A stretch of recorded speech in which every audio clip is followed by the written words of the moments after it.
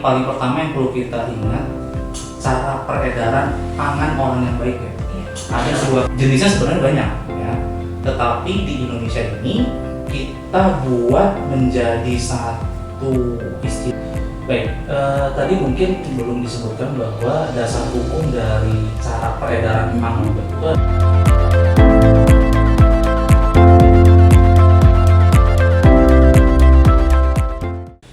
Assalamualaikum warahmatullahi wabarakatuh.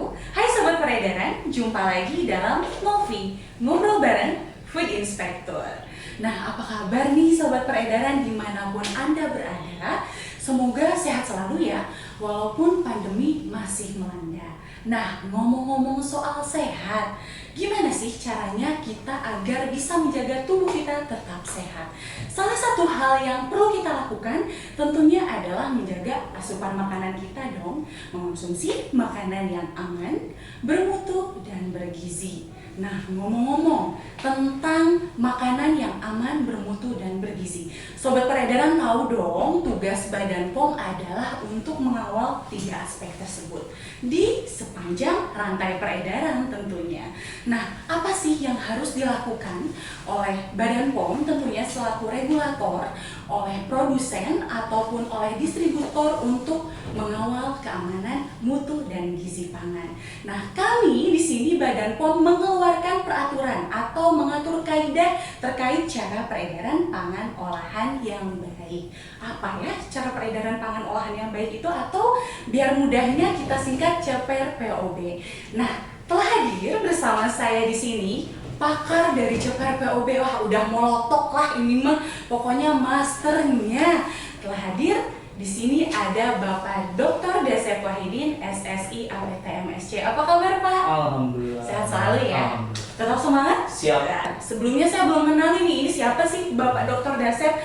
Jadi Bapak Dr. Dasep ini adalah koordinator kelompok substansi pengawasan sarana peredaran pangan olahan, Direktorat Pengawasan Peredaran Pangan Olahan. Oke, lanjut ya Pak ya. Siap. Kita langsung saja ke inti pembicaraan kita pada kali ini. Apa sih Pak CPR-POB itu? Kan biasanya kita sering dengarnya adalah CPR-POB ya, cara produksi pangan olahan yang baik.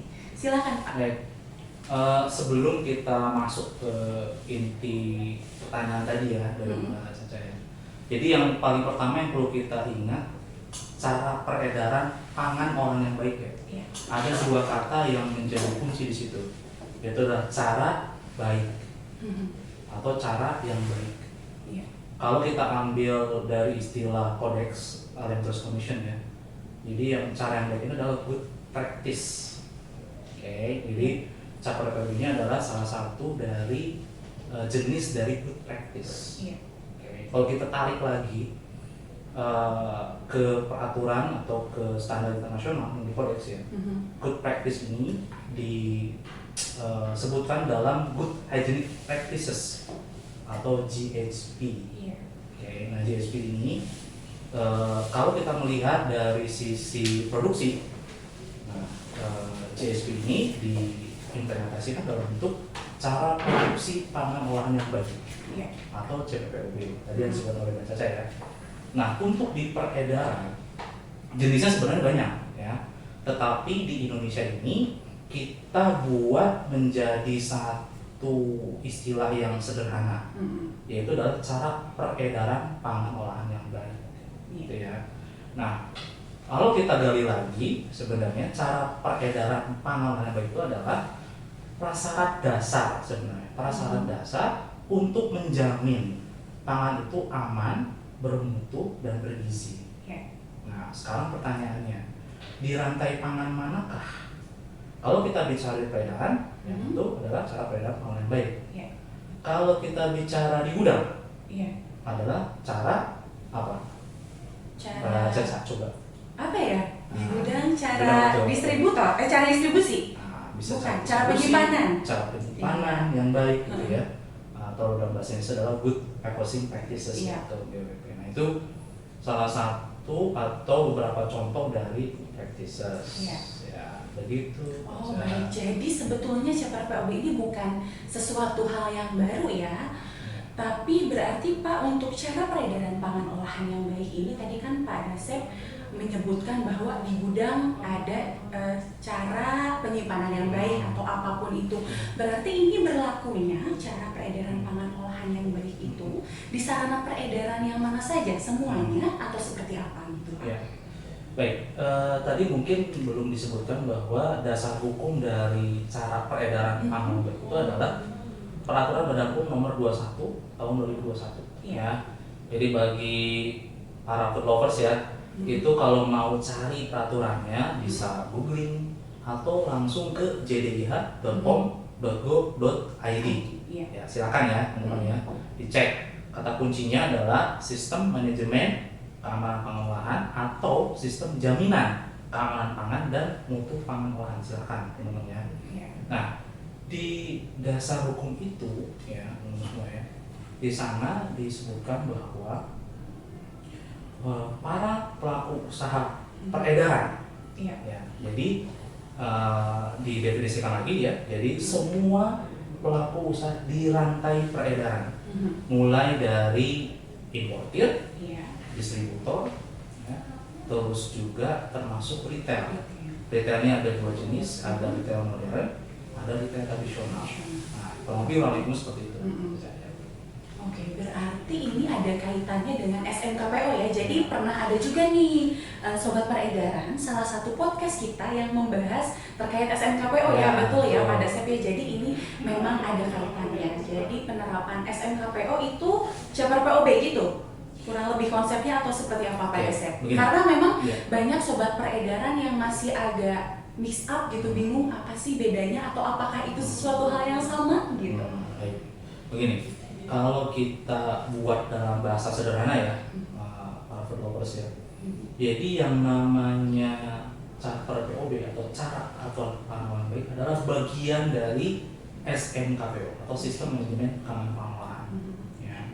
Jadi di dalam Sistem Manajemen Keamanan Pengolahan dia mengadopsi prinsip-prinsip inspeksi berbasis risiko. Ya, itu satu. Yang kedua juga diadopsi prinsip koregulasi. Nah, apa tuh?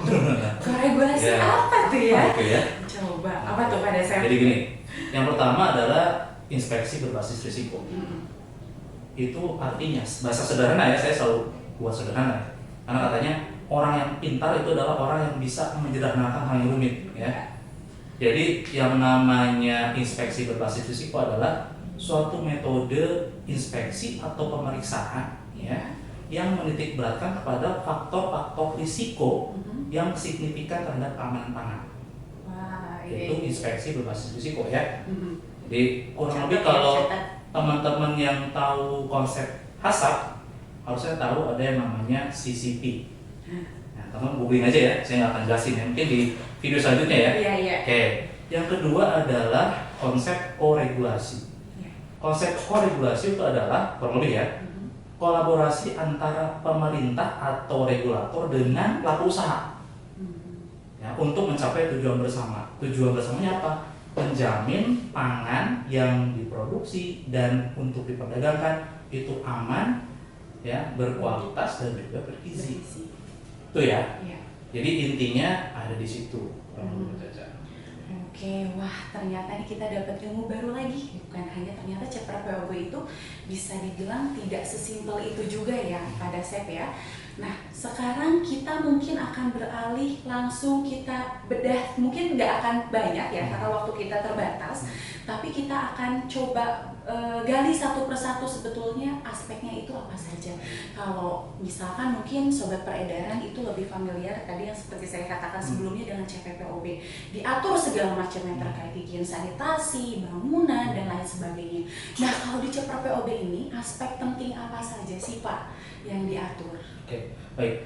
Sebelum menuju ke sana ya seperti biasanya ya, saya kasih pendahuluan terlebih dahulu.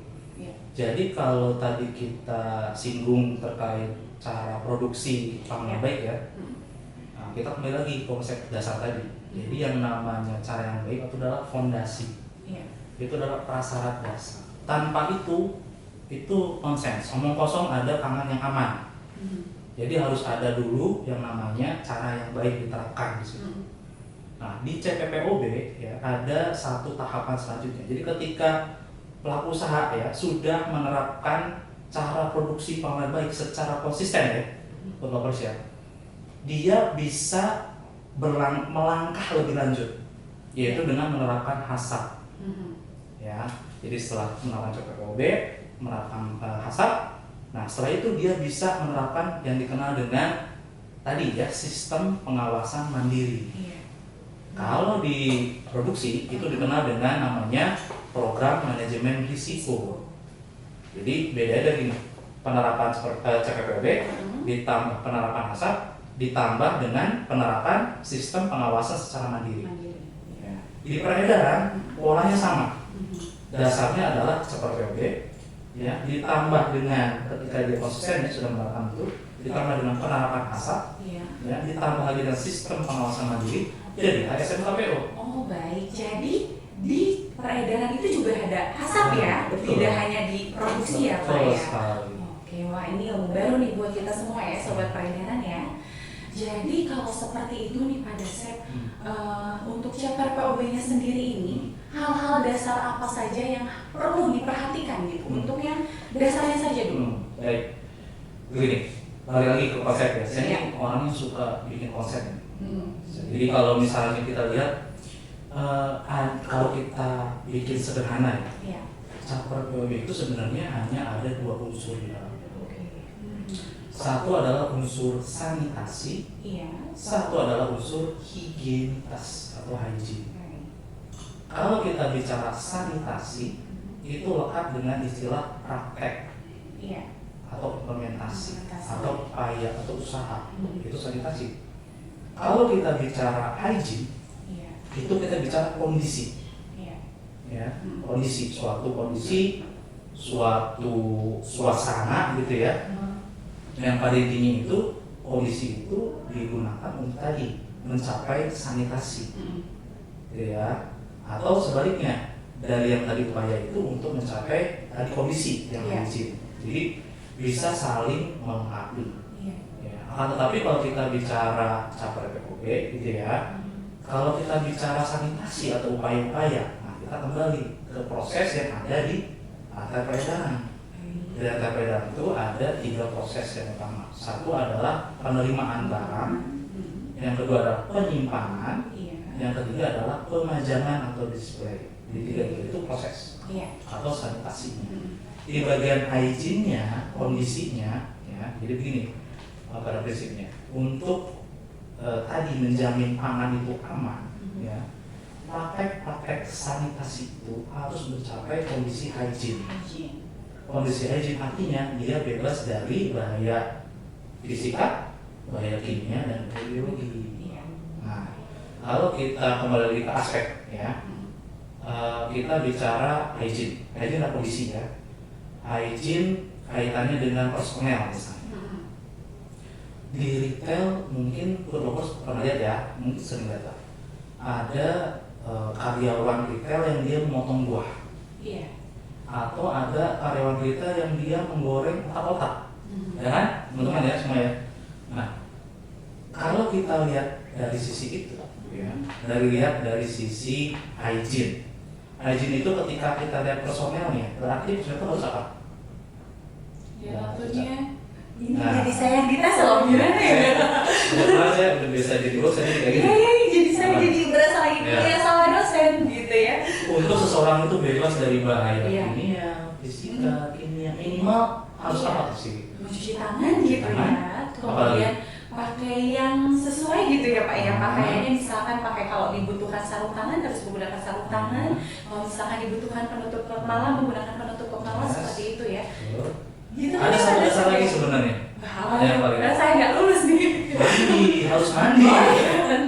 Itu mandi ya. Itu boleh ya Pak Dasep ya, kalau misalkan ke retail nggak mandi, oh ya memang nggak ada inspeksi sih ya. Jadi harus mandi. Jadi itu kembali lagi ya ke tadi kontrol dari si pemilik atau penanggung jawab retail tersebut ya. Dia bagaimana dia bisa memonitor, mengevaluasi, mengendalikan agar si pegawainya itu taat azas, ya. Jadi tadi ya, untuk para penjahit, istilah kami ya, itu penjamah pangan. Iya. Yang dia memang kontak langsung dengan pangan, itu harus menjaga higienitas personelnya. Tadi yang sampai oleh Mbak Caca betul tuh ya. Oke, terus kalau kita bicara hygiene dari sisi peralatan untuk memotong, Iya.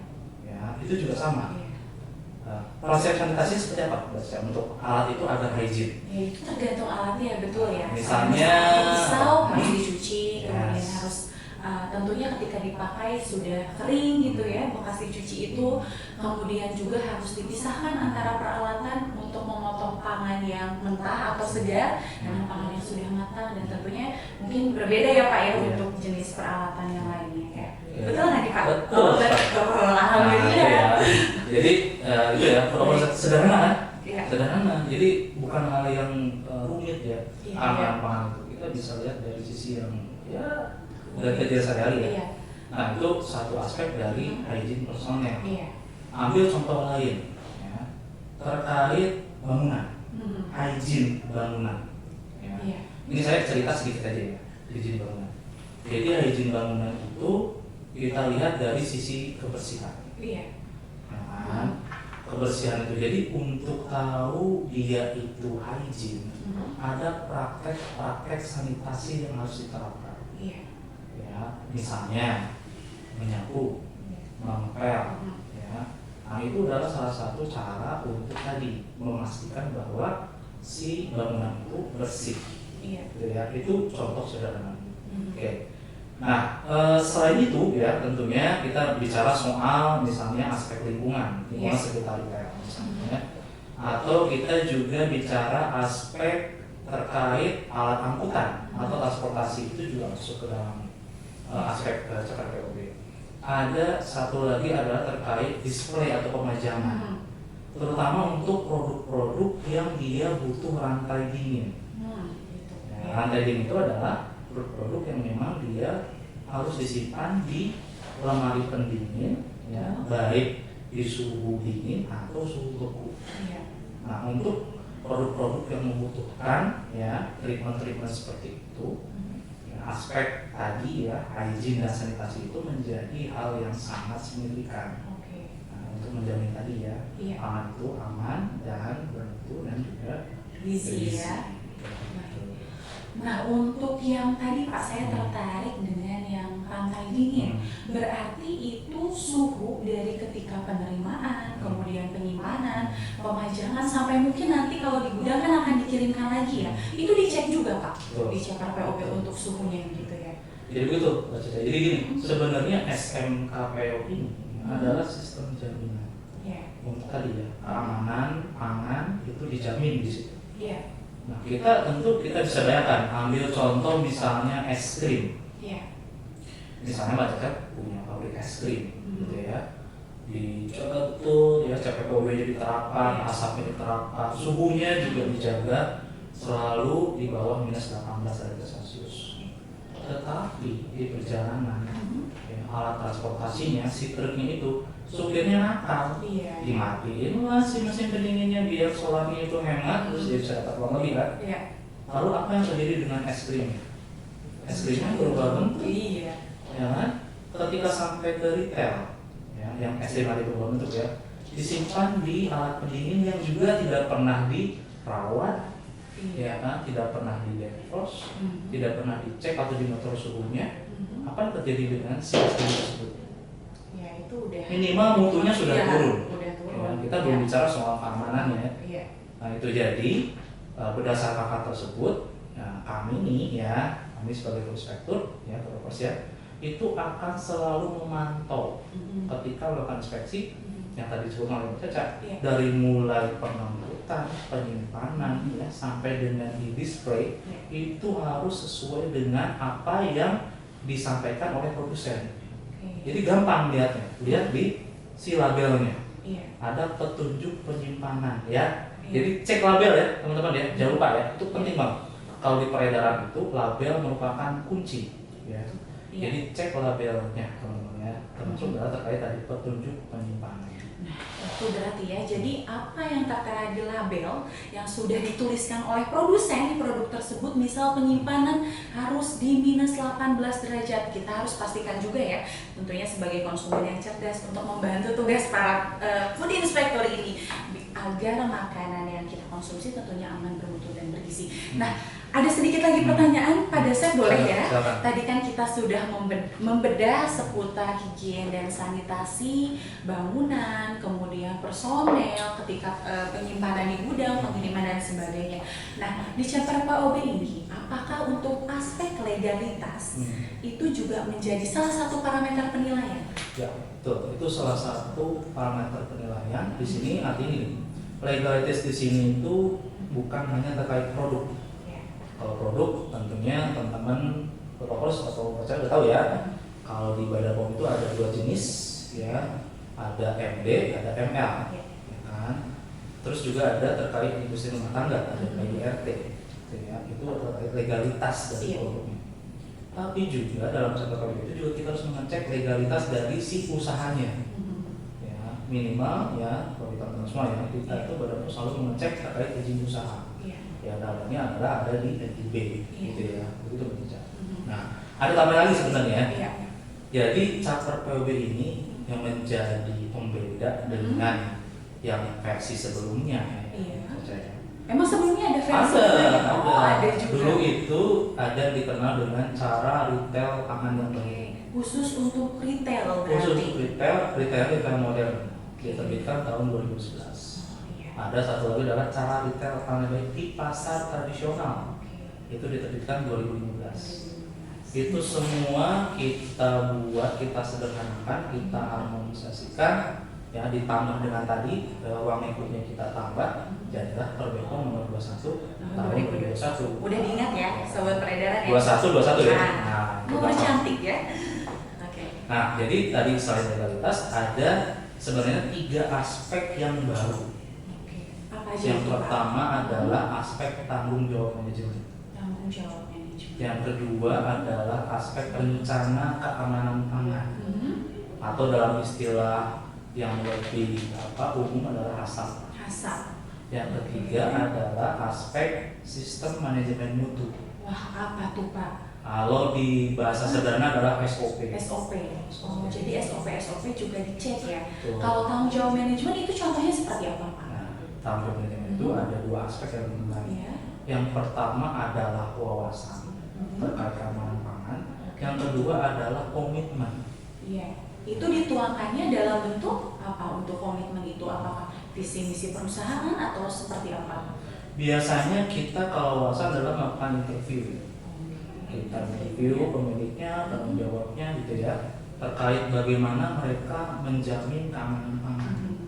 Kalau misalnya tadi dari prosesnya, mulai dari penerimaan, penyimpanan, pemajangan, itu bagaimana mereka mengelola itu. Ya, tahu nggak prinsip-prinsip keamanan pangan yang tadi Mbak Caca sampaikan? Kalau dia tahu, ya dia menguasai, dari sisi wawasan sudah terpenuhi. Yang kedua adalah sisi komitmen. Komitmen itu walaupun kesannya abstrak, itu gampang untuk kita bisa nilai. Ya. Gimana tuh Pak? Gini, kalau kita melakukan inspeksi, ya, terus yang datang itu adalah manajemen puncaknya, komitmen. Mudah sekali. Gitu ya, kita langsung ya. Betul. Tetapi kalau misalnya datang cuma supervisor, bahkan cuma satpam, pertanyakan komitmennya. Berarti seperti itu ya komitmen. Jadi semua tidak hanya yang terlibat secara langsung sehari-hari atau tim teknisnya, tapi dari manajemen puncak pun berkomitmen ya, menunjukkan bahwa mereka aware terhadap keamanan mutu dan gizi pangan. Seperti itu ya, Pak Dasep ya. Nah, sobat peredaran, tadi kan sudah dijelaskan juga ya sama Pak Dasep terkait hal-hal yang baru yang ada di chapter POB ini, yaitu terkait tanggung jawab manajemen, kemudian rencana keamanan pangan, dan juga sistem manajemen mutu. Wah, ini udah dibedah cukup banyak ya sebetulnya ya Pak Dasep, tapi memang ini menarik banget sih. Tadi kan kita sudah belajar banyak juga. Jadi chapter POB itu sebetulnya tidak berbeda jauh dengan chapter POB ya. Jadi 2 kata kunci yang tadi saya garis bawahi yaitu cara titik-titik yang baik. Jadi itu tergantung objek kita apa. Kalau di sarana peredaran yaitu cara peredaran pangan olahan yang baik. Seru banget kan ya sobat peredaran, saya juga sampai terpana gitu mendengarkan penjelasan pada chef ini. Masih mau dong tentunya kita membedah lebih dalam lagi dan tentunya lebih detail lagi terkait cara peredaran pangan olahan yang baik. Pada chef masih bersedia ya nanti ya jadi narasumber kopi ya. Karena memang waktu kita terbatas, jadi kita akhiri sampai di sini. Nah, tapi sebelum kita tutup Ngopi edisi kali ini, ada pesan-pesan nggak nih daripada chef untuk pangan ya, followers ya. Ini filosofi hidup ya. Untuk mendapatkan produk yang baik, itu harus didapat dengan cara yang baik. Itu dari saya. Wah, luar biasa. Untuk mendapatkan sesuatu yang baik harus dengan cara yang baik juga. Ini jadi buat ke semua aspek ya, tidak hanya pangan. Luar biasa pada chef. Baik, terima kasih pada chef atas penjelasannya terkait Chaparral POB ini, sangat detail sekali. Walaupun mungkin belum mendalam ya, nanti kita akan ngobrol lagi dengan pada. Terima kasih ya pada chef atas penjelasannya. Sobat peredaran, jangan di-keep sendirian informasi dan pengetahuan yang sangat bermanfaat ini. Jadi jangan lupa untuk follow atau subscribe ya, like, komen, dan juga share channel YouTube Direktorat Pengawasan Peredaran Pangan Olahan. Saya Raisya dan pada chef pamit undur diri. Sampai jumpa di Ngopi berikutnya. Wassalamualaikum warahmatullahi wabarakatuh.